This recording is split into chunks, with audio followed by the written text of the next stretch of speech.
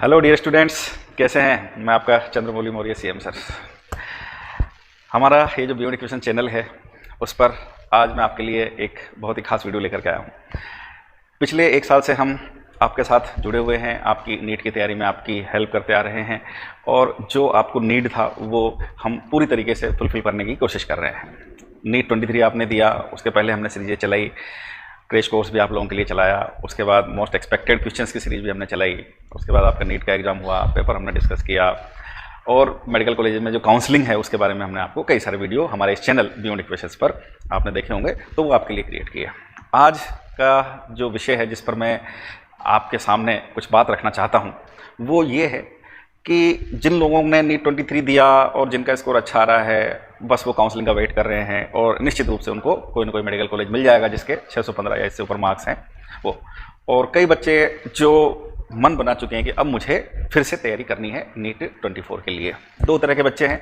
एक तो वो बच्चे हैं जो 11th के साथ तैयारी कर रहे हैं नीट 25 की, यानी इस समय 11th क्लास में है और फिर वो 12th क्लास में जाएंगे और 25 में वो नीट का एग्जाम देंगे। एक वो बच्चे हैं जो 12th के साथ तैयारी कर रहे हैं, जो नीट 24 में अपेयर होने वाले हैं, और एक ड्रॉपर बच्चे हैं जो नीट 24 में अपेयर होने वाले हैं। आज का ये जो वीडियो है ये उन सब बच्चों के लिए है जो अपनी नीट की तैयारी शुरू कर चुके हैं, नीट 24 नीट 25 की तैयारी शुरू कर चुके हैं। आज के इस वीडियो में मैं आपको बस 3 या 4 बातें बोलूँगा।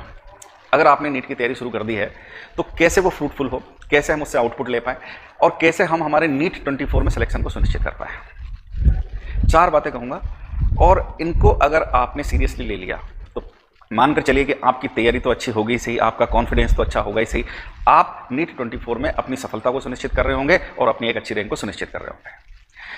तो सबसे पहली बात, जो बच्चे नीट का प्रिपरेशन कर रहे हैं उनको जो की पॉइंट है मेरी तरफ से वो है कंसिस्टेंट लर्निंग, यानी अपनी पढ़ाई में कंसिस्टेंसी बरकरार रखें। ये की पॉइंट है बच्चों। ज़्यादातर जो बच्चे तैयारी कर रहे होते हैं साल भर नीट की, चाहे वो ऑनलाइन माध्यम से करें चाहे ऑफलाइन माध्यम से करें, अपनी कंसिस्टेंसी को मेंटेन नहीं कर पाते हैं। ये सबसे बड़ी समस्या है उनके साथ कि वो कंसिस्टेंसी को मेंटेन नहीं कर पाते हैं। क्लास जा रहे होते हैं लेकिन जो क्लास में पढ़ाया गया है उसको घर आकर के ठीक से रिवाइज नहीं कर रहे होते। देखिए बच्चों, अगर आप कहीं ऑफलाइन कोचिंग कर रहे हैं या आपने ऑनलाइन लिया हुआ है सब्सक्रिप्शन और आप ऑनलाइन तैयारी कर रहे हैं, टीचर की क्लास आप अटेंड कर रहे हैं, लेकिन उसके बाद जो सेल्फ स्टडी आपकी होनी चाहिए, अगर वो सेल्फ स्टडी आप नहीं कर रहे हैं तो आपकी सारी मेहनत बेकार हो जाएगी। आप इस बात को स्वीकार कर लें। कंसिस्टेंसी बहुत ज़रूरी है। आज जो पढ़ाया गया है टीचर के द्वारा उसको आज के आज ही हम पढ़ लें, ठीक से रिवाइज कर लें, उस पर बेस्ड क्वेश्चंस को सोल्व कर लें, और यही होता है कंसिस्टेंसी। और ये आपको साल भर मेंटेन करनी है, लेकिन मेजोरिटी ऑफ बच्चे ये नहीं कर पाते हैं। जो सबसे पहला वो पॉइंट जहां नीट आपसे छूटना शुरू होता है वो है ये कंसिस्टेंसी। कई बच्चे तो मैंने देखा है जो ऑफलाइन में एडमिशन ले लेते हैं लेकिन वो 15-20 दिन क्लास जाते हैं, उसके बाद क्लास जाना ही बंद कर देते हैं, या 4 में से 2 ही क्लास अटेंड कर रहे होते हैं। ऑनलाइन मीडियम में मैंने देखा है बच्चों को कि वो क्लास ही नहीं ले रहे होते, लाइव क्लास, अरे रिकॉर्डिंग देख लेंगे, कोई बात नहीं कल देख लेंगे। तो अगर आप ये लापरवाही कर रहे हैं तो आप मानकर चलिए कि नीट का एग्जाम आपके हाथों से फिसलना शुरू हो गया है। तो सबसे पहला जो की पॉइंट है जो आपको ध्यान में रखना है और जो आपको अपनी तैयारी का हिस्सा बनाना है वो है कंटिन्यूअस कंसिस्टेंसी, यानी कंसिस्टेंट लर्निंग। रेगुलर क्लास में रहें और क्लास में जो पढ़ाया जा रहा है उसको डेली बेसिस पर अपना ठीक से रिवीजन कर लें, उस पर बेस्ड जो क्वेश्चंस हैं उनको ठीक से सोल्व कर लें। दूसरा जो की पॉइंट है जो आपकी नीट 24-25 में सफलता को सुनिश्चित करेगा वो है आपका स्टडी मटेरियल, यानी आप क्या पढ़ रहे हैं। मैं हमेशा कहता हूं बच्चों से कि किसी भी कॉम्पिटिटिव एग्जाम में सफलता पाना कोई बड़ी बात नहीं है। हर कॉम्पिटिटिव एग्जाम में सफलता का एक ही मंत्र है, कम पढ़ें, अच्छा पढ़ें और बार बार पढ़ें। बहुत ज्यादा मत पढ़िए, फालतू का मत पढ़िए, इररिलेवेंट कंटेंट मत पढ़िए, वही पढ़िए जो नीट में पूछा जाता है। और नीट में क्या पूछा जाता है? NEET is mainly NCERT based, चाहे वो बायोलॉजी हो, चाहे वो केमिस्ट्री हो, चाहे वो फिजिक्स हो। तो एनसीईआरटी जो है वो आपका की कंटेंट है जिसको आपको कंसेप्चुअली ठीक से समझना है और उस पर बेस्ड जो क्वेश्चंस हैं उनको सोल्व करना है। और खास करके बायोलॉजी में और केमिस्ट्री में तो आपको एनसीईआरटी ठीक से समझ में आना बहुत जरूरी है।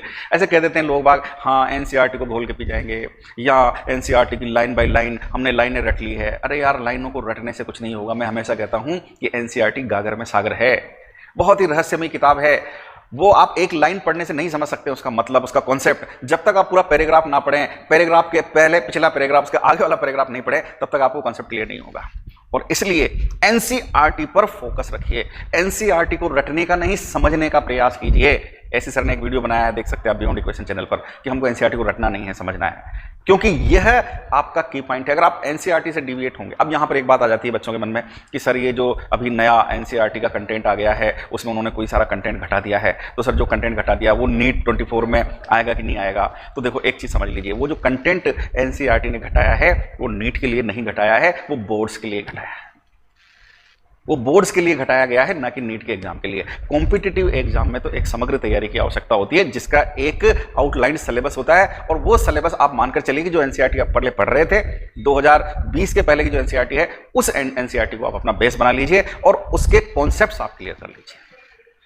अगर आप ये करेंगे तो आपकी सफलता सुनिश्चित है। फिर तीसरा जो पॉइंट है, तीसरा जो की पॉइंट है, नीट की तैयारी में आपकी सफलता को सुनिश्चित करने में सबसे बड़ी भूमिका होती है बायोलॉजी की, और उसके साथ साथ सबसे ज्यादा परेशानी होती है फिजिक्स में। तो आपको इस चीज को समझना पड़ेगा। देखो, जो बच्चे खास करके ड्रॉपर हैं, रिपीटर हैं, जिन्होंने नीट 23 का एग्जाम दिया था और अब वो वापस से तैयारी कर रहे हैं, बच्चों प्लीज अपनी जो कमियां रही हैं उन कमियों को आइडेंटिफाई कीजिए। जब तक आप अपनी उन कमियों को आइडेंटिफाई नहीं करेंगे और रेक्टिफाई नहीं करेंगे, मानकर चलिए आपने जो गलती पिछले साल की थी इस साल भी वही कर रहे हैं। थोड़ा सा एनालाइज कीजिए नीट 23 के पेपर को, और झांकिए, क्वेश्चंस को टटोलिए, पहचानने की कोशिश कीजिए कि यार मेरे से ये क्वेश्चन वहां एग्जाम में क्यों सोल्व नहीं हुआ, मैंने क्या गलती की, ये गलत क्यों हुआ।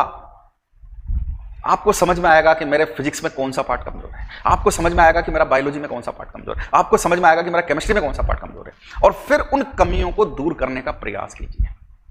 क्योंकि देखिए, अगर आप अपने सब्जेक्ट्स को और उसमें जो लिखा हुआ है, जो आपने गलतियां की हैं, अगर आप उन गलतियों को नहीं समझेंगे, उन गलतियों को समझेंगे नहीं, सुधारेंगे नहीं, तो कुछ भी नहीं हो सकता। आप वही गलती फिर से दोहराते रहेंगे। और इसलिए ये बहुत ही जरूरी है। और खास करके फिजिक्स में जो टॉपिक्स आपके वीक हैं, प्लीज उनको अभी से आइडेंटिफाई कर लीजिए। कहीं ऐसा ना हो कि पिछले साल भी ये वीक थे, इस साल भी ये वीक रह गए।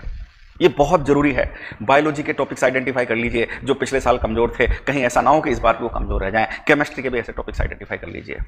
अगर आप ये करेंगे और इन कमजोर टॉपिक्स पर थोड़ी ज्यादा मेहनत करेंगे, तो फिर आपको सफल होने से कोई नहीं रोक सकता। और चौथा जो की पॉइंट है, जो आपकी सारी मेहनत से बिल्कुल आपकी अपेक्षा अनुसार रिजल्ट देगा, वो ये है कि डिस्ट्रैक्ट ना हो, जीरो डिस्ट्रैक्शन। देखिए बच्चों, यहाँ हम कोटा में बियॉन्ड इक्वेशन पर ऑफलाइन ऑनलाइन दोनों तरीके से पढ़ाते हैं। कोटा में लाखों बच्चे नीट की तैयारी करने आते हैं, जेईई की तैयारी करने आते हैं। जो मैक्सिमम प्रॉब्लम होती है बच्चों के साथ, जो मैक्सिमम बच्चों के साथ समस्या होती है, वो होती है डिस्ट्रैक्शन। देखिए, पेरेंट्स ने आपको छोड़ दिया है यहाँ पर, ये सोच करके आप अच्छे से पढ़ाई करेंगे। आप माहौल में जब बाहर जाते हैं तो सब तरह की चीज़ें हैं, सिटी मॉल है, सिने मॉल है, और पता नहीं कौन कौन से मॉल है, सब तरह की चीज़ें हैं। आपके पास मोबाइल है, इंटरनेट है, एक क्लिक पर सारी दुनिया आपके सामने है। और ये सब चीज़ें बहुत आसानी से आपको डिस्ट्रैक्ट कर देती है। इस डिस्ट्रैक्शन से बचिए, ज़्यादा दोस्ती वोस्ती करने से बचिए, ज़्यादा नेट चलाने से बचिए। अगर आप ऑनलाइन पढ़ाई कर रहे हैं तो ऑनलाइन में सिर्फ अपना जो पढ़ाई है वही चीज़ देखिए। ये सोशल मीडिया वगैरह जो हैं, इनसे बहुत ज़्यादा आप दोस्ती मत रखिए, क्योंकि ये चीज़ें आपको धीरे धीरे डिस्ट्रैक्ट कर रही होती हैं। आप समझ ही नहीं पाते। हम सोचते हैं हाँ अरे यार 10 मिनट व्हाट्सएप चला लिया तो क्या फ़र्क पड़ रहा है, 15 मिनट इंस्टाग्राम चला लिया तो क्या फ़र्क पड़ रहा है। अरे फ़र्क पड़ रहा है, वो आज 10 मिनट है, थोड़े दिनों बाद 20 मिनट हो जाएगा, कुछ दिनों बाद जो है आधा घंटा हो जाएगा, और यही फिर आप भटक जाएंगे। तो अपना जो डिस्ट्रैक्शन है, ये आपको खुद को पता है कि क्या चीज़ें हैं जो आपको डिस्ट्रैक्ट कर रही हैं, उनको आइडेंटिफाई कर लीजिए और उनको अवॉइड करने की कोशिश कीजिए। क्योंकि देखिए, मेहनत तो करनी पड़ती है, और मेहनत लग करके करनी पड़ती है, फोकस्ड होकर के मेहनत करनी पड़ती है। तो अगर आप ये करेंगे, अपने डिस्ट्रैक्शंस को खत्म करेंगे, तो फिर आपको सफल होने से कोई भी नहीं रोक सकता। तो बस मेरी ये 4 बातें याद रखिए जो मैंने आज कही हैं। सबसे पहली बात, कंसिस्टेंट लर्निंग। दूसरी बात कि आप एनसीईआरटी को आधार बना लीजिए, उसको रटिए मत, उसको समझने का प्रयास कीजिए, और एनसीईआरटी को आधार बना करके फालतू का मत पढ़िए। जैसे मैंने कहा, कम पढ़िए, अच्छा पढ़िए, और बार बार पढ़िए, उसको बार बार रिवाइज कीजिए, ठीक से रिवाइज कीजिए। तीसरा, अपनी जो गलतियां हैं, अपनी जो कमजोरियां हैं, अपनी जो वीकनेसेज हैं, उन वीकनेसेज को आइडेंटिफाई कीजिए, और फिर उन कमजोरियों को दूर करने के लिए ज्यादा प्रयास कीजिए, उन टॉपिक्स पर ज्यादा फोकस कीजिए। और चौथा, अपने आप को डिस्ट्रैक्ट होने से बचाइए। अगर आप ये चार चीजें कर लेते हैं, consistent learning, NCERT based study to rectify the weakness, जो आपने पिछले साल गलतियां की थी वो, और चौथा जीरो डिस्ट्रैक्शन, तो फिर आपको नीट 24 में कोई सफल होने से नहीं रोक सकता। आपकी सफलता सुनिश्चित है। बियॉन्ड इक्वेशंस आपके साथ है। हम ऑनलाइन और ऑफलाइन तैयारी कराते हैं। हमारा जो ऑनलाइन है वह लाइव फ्रॉम कोटा क्लासरूम ही होता है, यानी जब कोटा हम ऑफलाइन पढ़ा रहे होते हैं वही लाइव चला जाता है। हमारा जो नया बैच है रिपीटर बच्चों के लिए, नर्चर एंथ्यूज वाले बच्चों के लिए, वो स्टार्ट हो रहा है 25 जुलाई से। तो बच्चों, अपनी तैयारी पर सुदृढ़ हो जाइए। बियॉन्ड इक्वेशंस आपके साथ खड़ा हुआ है। आप हमारा ऐप डाउनलोड कर सकते हैं प्ले स्टोर से, बियॉन्ड इक्वेशंस नाम से। आप हमारी वेबसाइट को विजिट कर सकते हैं www.beyondequations.in। बहुत बहुत धन्यवाद, बहुत बहुत शुभकामनाएं।